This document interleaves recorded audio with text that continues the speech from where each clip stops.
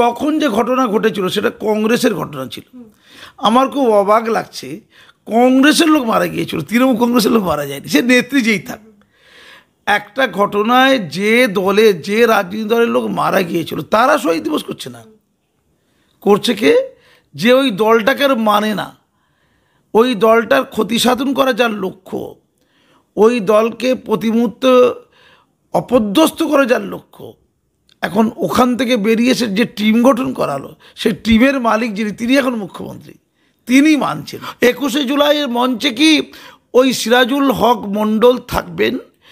ওই দিনে কি ওনার হাতে চাকরির সার্টিফিকেট, চাকরির অ্যাপয়েন্টমেন্ট লেটার তুলে দেওয়া হবে? এটা যদি কেউ মনে করেন রাজনৈতিক সভা শুধু, তার নয়, এটা বাংলার অস্তিত্ব রক্ষা, দেশের অস্তিত্ব রক্ষা, বাংলা মাকে রক্ষা করার সভাও। আচ্ছা, রক্ষা টোকা কি বলছেন? মানুষ মারা যাওয়া 13 জন, তো কত মানুষ কোথাও মারা গেলে, এই তো গত পঞ্চায়েত ইলেকশন গেল, গত পঞ্চায়েত ইলেকশনে 55 জন বাঙালি মারা গেছে, বাঙালি। আচ্ছা, এই মৃত্যুর মূল্য নেই?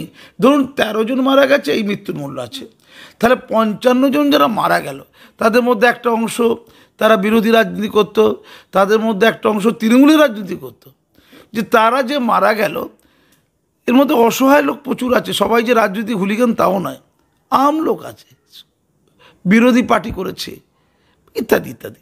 যে দলের লোক মারা যায়, তারা বাঙালি মরেছিল, আমার ভাই মরেছিল, আমার বোন ক্ষতিগ্রস্ত হয়েছিল, কাউকে উল্লঙ্ঘ করে দৌড় কাটানো হয়েছিল, তারপর গণহারে, তারপর টর্চার হয়েছে, এখন তো চলছে এটা। আচ্ছা, আপনি কোন মৃত্যুকে কী চোখে দেখবেন? ওই 13 জনের মৃত্যু যদি শহীদ হয়ে থাকে, তাহলে 55টা মৃত্যু এই কিছুদিন আগে যেটা হয়েছে, ওটা কি শহীদ নয়? আপনাকে একজন প্রাণে বাঁচিয়েছিল, যখন 21শে জুলাই 13 জন মারা গেছে, আপনার মাথায় যখন লাঠি পড়েছে, আপনি রক্তাক্ত, আপনাকে আরও মারা হচ্ছিল।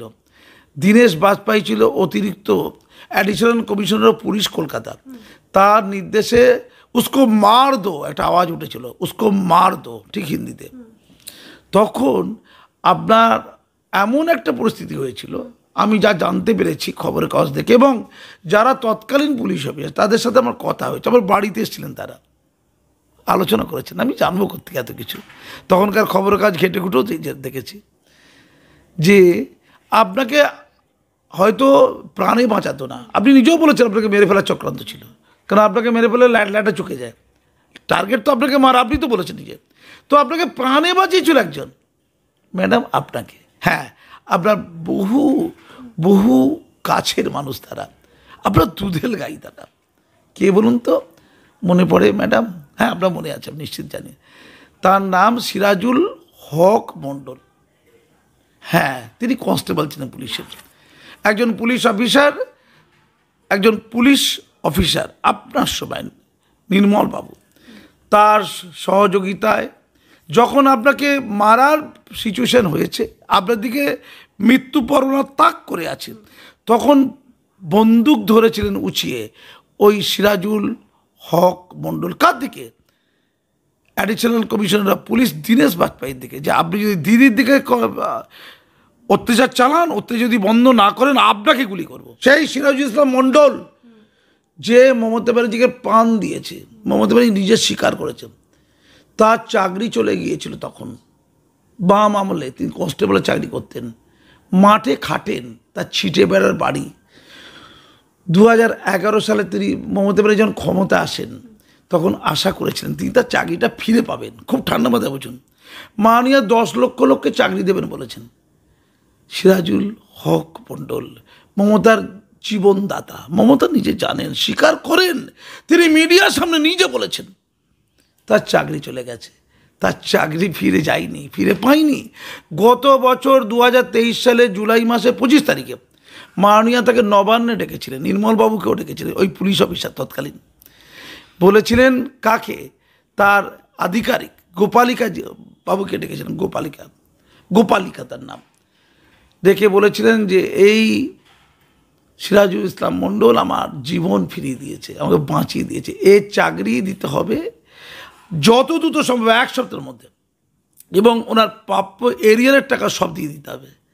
ওরা খুব খুশি হয়েছিলেন, আনন্দ পেয়েছিলেন, এতদিনের দুঃখ দূর হবে ভেবেছিলেন, ওই সিরাজুল ইসলাম মণ্ডল এবং তার পরিবার, তার বাবা মা ইত্যাদি, যারা ছিটে বেড়ার বাড়িতে থাকে, যারা মাঠে খেটে সামান্য টাকা ইনকাম করে। হ্যাঁ, পুলিশে তার পদোন্নতি হওয়ার কথা ছিল, তার চাকরি চলে গেল। মাননীয় ভালো কথা বলেছিলেন, আজ 2024 তিনি কাঁদছেন, তার চাকরি হয়নি, তিনি চাকরি পাননি, তিনি এখনো কাঁদছেন। মাননীয়া, আপনি ন্যায় দিচ্ছেন না। আপনার জন্য যা চাকরি চলে গেল 1993 সালে 21শে জুলাই যে বন্দুক ধরেছিল আপনাকে বাঁচাতে, হ্যাঁ, আপনার প্রিয় দুধেল গাইদেরই একজন সিরাজুল হক মণ্ডল, তার প্রতি আপনি ন্যায় করেছেন, তার চাকরিটিকে ফিরিয়ে দিয়েছেন, তার প্রাপ্য এরিয়ারের টাকা ফিরিয়ে দেবো বলে কথা দিয়েও আপনি কথা রেখেছেন। কেউ কথা রাখেনি, আপনিও রাখেননি। আপনি তার প্রতি দায়িত্বশীল হতে পারেননি, আপনি কার প্রতি দায়িত্বশীল হচ্ছেন? তারা তো মারা গেছে, তাদের পরিবার কি ন্যায় পেয়েছে? যে টিম তৈরি করা হয়েছিল তদন্ত করে তার শাস্তি দেওয়া অপরাধীদের, কজনের শাস্তি হয়েছে বলুন আপনি? ওই শাস্তি সুসম্পন্ন করা দরকার ছিল। বলুন, আচ্ছা, শহীদ দিবস যদি করলো, শহীদ তো কেউ করেছে, পুলিশ তো গুলি চালিয়েছে, তার জন্য কমিশন বসানো হয়েছিল। সুশান্ত চট্টোপাধ্যায় বিচারপতি, তার এজলাসে একটা কমিশন তৈরি করা হয়েছিল তার আগে তদন্ত করার জন্য। সেই তদন্তের রিপোর্ট তো থাকবে, সেই অনুযায়ী তো শাস্তি হবে। আমার কাছে যা খবর, যে পুলিশ অফিসাররা তখন সক্রিয় ছিল, পরবর্তীকালে মাননীয় ক্ষমতায় আসার পর তার বেশ ভালো ভালো জায়গায় আছে, শাস্তি দেখার হলো। আপনি শহীদ দিবস করছেন, শহীদ তারা চলে গেছে, তাদের আত্মা আছে, হয়তো তাদের পরিবারটা তো আছে, সেই পরিবারের কতটা পাশে থেকেছেন, এটা লাখ টাকার প্রশ্ন। পাশাপাশি আরেকটা প্রশ্ন হচ্ছে যে যারা অপরাধী ছিল, কেউ তো অপরাধী ছিল, কেউ তো ছিল, তাই তো আন্দোলন করছেন আপনি, সেই অপরাধীদেরকে ধরে ধরে কী শাস্তি দিয়েছেন বলুন? আমি আসল পয়েন্টে যাচ্ছি, আপনি মূল জায়গাটা আসুন, সেই শাস্তিটা কি হয়েছে? যদি না হয়ে থাকে তাহলে শহীদের আত্মা শান্তি পায়নি, আর শহীদের পরিবার সুখ পায়নি, ন্যায় পায়নি। আপনি এই দুটো সম্পূর্ণ না করে আপনি প্রতি বছর 21শে জুলাই করছেন। লোক তো বলবে এটা রাজনীতি করার জন্য করছেন। নিজে যে কত বড় ত্যাগী বিপ্লবী ছিলেন, আপনার জন্য কত লোক মারা গেছে, সেইটাকে আপনি উদযাপন করার জন্য করছেন। লোক, বিরোধীরা বলবে, আমি বলবো না, বিরোধীরা বলবে। আপনি বিশাল সমারোহ করে প্রচুর টাকা খরচ করে প্রচুর লোককে ধরে ধরে আনবেন, স্টেজে হাততালির কলরব হবে, অখিলেশ যাদব, আপনার প্রিয় লোকরা সব আসবেন, ভরে যাবে স্টেজ। আগামী প্রধানমন্ত্রী হবার জন্য কি একটা প্রচেষ্টা হবে? ইন্ডিয়া জোটের বাড়বাড়ন্ত করার জন্য কি রাজনীতি হবে? ওটা কি একটা মঞ্চ, রাজনৈতিক লোকদেরকে এক কাছে করে রাজনীতি করার মঞ্চ? ওই মৃতদেহ, ওই রক্তাক্ত দেহগুলো কে নিয়ে কিছু লোক তাদের রাজনৈতিক দেউলিয়াপনা করবে, এটাই কি করা হচ্ছে? বুদ্ধিজীবীরা যারা চিৎকার করছে, সারা বছর তারা কোথায় থাকেন? 1993 সালের পর থেকে 2024 সাল পর্যন্ত তারা কোথায় ছিলেন? তারা কি ওই সিরাজুল ইসলাম মণ্ডল যার চাকরি চলে যাওয়ার খোঁজ রেখেছেন? ওই সিরাজুল ইসলাম মণ্ডল আমার বাড়িতে যেখানে বসে আছি, এখানে বসে হাউ হাউ করে কেঁদেছে। আপনার রাজ্যসভার এমপি সামিরুল ইসলাম, তাকে এখান থেকে ফোন করেছিলাম যে উনি কি আর চাকরিটা পাবেন না? আপনার সামনে তো মাননীয় কথা দিয়েছিলেন, উনি কি কথা রাখবেন না? তখন ভোট চলছিল, উনি বলেছিলেন ভোটটা মিটে গেলে স্যার ভাববো। ভোট চলে গেছে, আবার 21শে জুলাই এসেছে, ওনাকে কি কালকে ডাকা হবে মঞ্চে? যে লোকের চাকরি চলে গিয়েছিল তো বেঁচে আছেন, 21শে জুলাইয়ের মঞ্চে কি ওই সিরাজুল হক মণ্ডল থাকবেন?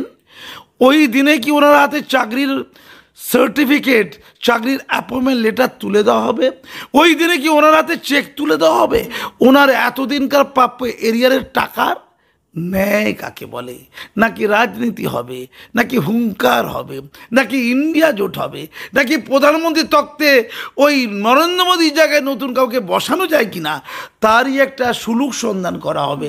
নাকি খেলা হবে, হই হই হবে, রই রই হবে, খাওয়া দাওয়া হবে, খরচপাতি হবে, ক্ষমতার আস্ফালন হবে? নাকি 21শে জুলাই এলে মানুষ প্রতিবাদের চিৎকার করে উঠবে না, ভয়ে শঙ্কিত হয়ে গুটিয়ে যাবে?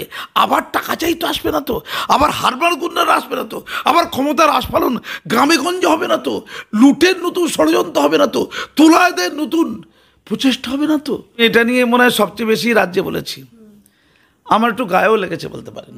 মুসলমানদের মর্যাদা আছে, কেউ বলবে দুধেল গাই, কেউ বলবে সংখ্যালঘুদের চাই না, ভোট দেয় না তাই চাই না, মুসলিমদের চাই না, দুটোই অসম্মানের। আপনি ব্যাপারটা বুঝুন। আমি খালি মুসলমানদের মর্যাদা ভাবছি, বাঙালি মুসলমানদের মর্যাদার মানদণ্ড ভাবছি।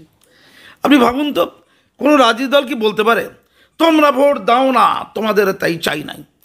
মাননীয় বলেছিলেন লক্ষ্মীর ভাণ্ডারের ক্ষেত্রে যে যারা আমাদের, মাননীয় বলেননি, মাননীয় সাঙ্গপাঙ্গরা, যারা আমাদের ভোট দেয় নাই লক্ষ্মীর ভাণ্ডারে তাদের অধিকার নাই, এটা বলা যায়। লক্ষ্মীর ভাণ্ডার জনগণের ট্যাক্সের টাকা, লক্ষ্মীর ভাণ্ডার হচ্ছে জনগণের ট্যাক্সের টাকা, সে বিজেপিরও ট্যাক্সের টাকা, তৃণমূলেরও ট্যাক্সের টাকা, বঙ্গবাসীর ট্যাক্সের টাকা। ঠিক তেমন সবকা সাথ সবকা বিকাশ, আমি সাথ ছেড়ে দিলাম, বিকাশটা বলছি। আমাদের ভোট দেয় নাই তাই বিকাশে তোমরা নাই বলা যায়? কারণ নরেন্দ্র মোদী যে বিকাশটা করছে, আমি নরেন্দ্র মোদীর কোনটা ইস্যু না আমি ওই জায়গায় যাবো না। নরেন্দ্র মোদী যে দেশের বিকাশটা করছে সেটা কার টাকায়? জনগণের ট্যাক্সের টাকায়। ভারতবর্ষের 22 কোটি প্রায় মুসলমান আছে সংখ্যালঘু ভারতবর্ষে, তাদেরও ট্যাক্সের টাকা ওই মোদিজিদের কাছে যায়, সেই টাকায় বিকাশ হচ্ছে। সবকা সাথ সবকা বিকাশ। কারো কি ক্ষমতা আছে তুমি আমার থেকে ট্যাক্স দেবে, বিকাশ আমাকে বাদ দেবে? করা যায়? জনগণের ট্যাক্সের টাকা ওটা, হিন্দু মুসলিম বৌদ্ধ জৈন খ্রিস্টান প্রত্যেকের ট্যাক্সের টাকা, এই কথা কেউ বলছে না। কিন্তু টাকাটা কার? বিকাশের টাকাটাও তো সবার টাকা, ভারতবাসীর টাকা, কোনো ধর্ম জাতি শ্রেণী গোষ্ঠীর টাকা নয়। ভোট দেয়নি তুই বিকাশ পাবে না, তাহলে ভোট দেয়নি মুসলমানদের ট্যাক্স বন্ধ করে দিক না, যে মুসলমানদের কেউ ট্যাক্স দেবে না, এটা বলে দিক, তার বিকাশ দিতে হবে না। এটা হয়, এটা যায়, ভুল, এটা হয় না। এটা আবেগে বলেছিলেন, উনি ফ্রাস্ট্রেটেড হয়েছেন, যে রেজাল্ট উনি হয়তো সহ্য করতে পারেননি। আমি মানছি, আমি ওনার প্রতি অবিচার অন্যায় হয়েছে বারে বারে আওয়াজ করেছি, আমি সেই কাজী বাসু আক্তার। ওই শুভেন্দুবাবু তো আমার ক্ষেত্রে কতবার বলেছে, আমার তো দায় আছে ওনার প্রতি, যে আমাকে ভালোবাসবে ভক্তি করবে তাকে তো শ্রদ্ধা করতে হবে, পরিষ্কার কথা বলছি। তিনি বলেছিলেন বারে বারে, আমরা কাজী মাসুম আক্তারের মতো রাষ্ট্রবাদী চাই, আমরা শাহজাহানকে চাই না। মাসুম আক্তারদের মতো যারা রাষ্ট্রবাদী মুসলিম তাদেরকেও ঈদের শুভেচ্ছা জানিয়ে আমরা মাসুম আক্তারদের চাই, তাকেই শুভেচ্ছা জানাই, বারে বারে বলেছেন, একবার নয়। আপনি নিশ্চয়ই ভিডিওগুলো দেখেছেন। তাই যদি হয়, আজকে উনি বলছেন রাষ্ট্রবাদী চাই না, উনি আসলে হতাশ হয়ে গেছেন। উনি কি বলছেন হয়তো, রাষ্ট্রবাদী তো চাইতে হবে। রাষ্ট্রবাদীদের কোনো ধর্ম থাকে না, জাতি থাকে না, বর্ণ থাকে না, তিনি শুধুই মানুষ, শুধুই ভারতবাসী। মাসুম আক্তার কতবার বলেছে, আমাকে শুধু মুসলিম ভাববেন না, আমি প্রথমে ভারতবাসী, দ্বিতীয়ত ভারতবাসী, তৃতীয়ত ভারতবাসী, চতুর্থত আমি বাঙালি, পঞ্চমত আমার আর একটা আইডেন্টিটি, আমি মুসলমান, গর্বের সাথে মাথা উঁচু করে বলবো। আর সবার ঊর্ধ্বে আছে আমি মানুষ, আমি একটা মানুষ। রাষ্ট্রভক্তির কথা বলেন, রাষ্ট্রপ্রেমের কথা বলেন, আপনি রাষ্ট্রবাদিতার কথা বলেন। গোটা ভারতবর্ষে আপনারা লোকসভা ইলেকশনে কোনো ক্যান্ডিডেট খুঁজে পেলেন না একটাও। হ্যাঁ, একটা কেরালায় পেয়েছেন, থার্ড হয়েছে, যেখানে কেউ ছিল না, একটা মুসলমান পেয়েছেন, সে তো হারবেই নিশ্চিত ছিলেন। একটা পেলেন না, আপনাদের মন্ত্রিসভায় একটা মুসলমান পাওয়া গেল না, আপনাদের রাজ্যসভায় একটা মুসলমান পাওয়া গেল না, একটা রাষ্ট্রবাদী মুসলমান কি ভারতবর্ষে নেই? বুকে হাত রেখে বলুন, উত্তর দিন। লোক তো ভুল বুঝবে। আমি তো বলেছি বিজেপি ভোট চাইনি, তাই বিজেপি ভোট পায়নি। ভোট চাইতে গেলে চাওয়ার মতো চাইতে হবে, তাদের সুখ দুঃখ আবেগ মর্যাদা ভাবতে হবে। তৃণমূল নাহলে দুধেল গাই বলেছে, আপনারা তো মর্যাদা দিয়ে তাকে মূল স্রোতে আনবেন, দূরে রাখলে কি সমস্যার সমাধান? এটা করলে কি বিজেপি বেশি ভোট পাবে? 5% বিজেপি এখনও, এই মুসলমান এখনও তৃণমূলে যায়নি, শুভেন্দুবাবু বলছেন। তাহলে শুভেন্দুবাবু এই কথাতে তো যে 5% এখনও বাকি রয়ে গেল, ওরা তো তৃণমূলেই চলে যাবে, ওরা আর কংগ্রেস সিপিএম আইএসএফে থাকবে না, দরকার নেই। 95% 100%ই করে দিই, তাতে কি রাজনৈতিক ফয়দা হবে অন্তত পশ্চিমবঙ্গে? নেই কেন?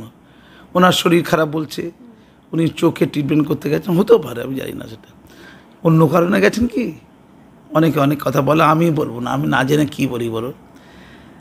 তবে ওনাকে তো পাওয়ারই কথা। তৃণমূলে তো দুটো শক্তি, একটা হচ্ছে মমতা ব্যানার্জির আদি শক্তি, আর অভিষেক বাবুর নবশক্তি। নবশক্তিতে জাগরুক হয়ে দুটো টিম তৈরি হয়েছে, যার নেতৃত্বে একদিকে আছেন অভিষেক বাবু। দুজনের ছবি তো পাশাপাশি থাকার কথা, কেন নেই? কোথায় সমস্যা?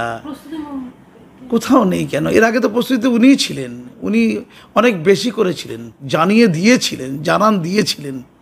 কোথায় গেলেন? কেন গেলেন? অজস্র ভাববাচক শব্দ আমাকে কুরে কুরে খাচ্ছে। কী জন্য, কেন, কোথায়, কোন লক্ষ্যে? কোথাও সমস্যা নেই তো?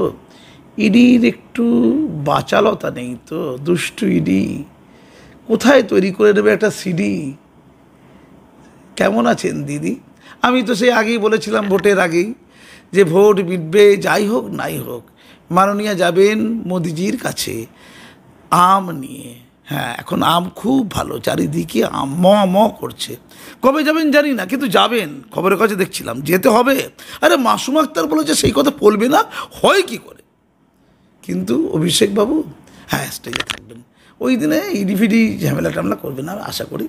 আরে ঠিক আছে, যাচ্ছে তো, সমস্যা নেই, তবে এভাবে ভাববেন না। হ্যাঁ, উনি নাই বার হইলেন, দিদি তো ভাই ত্যায্য ভাই, আর ভাইপো আপন হয়। ভাই ত্যায্য ভাই, ইতিহাসে আমি ত্যায্য ভাই শব্দটি দেখিনি। যেমন শুভনন্দর বাংলা শব্দভাণ্ডারে অভিযোজন, তেমন ত্যায্য পুত্র শুনেছি, ত্যায্য ভ্রাতা শুনিনি। ত্যায্য হলো ভ্রাতা, ভাইপো হলো আপন।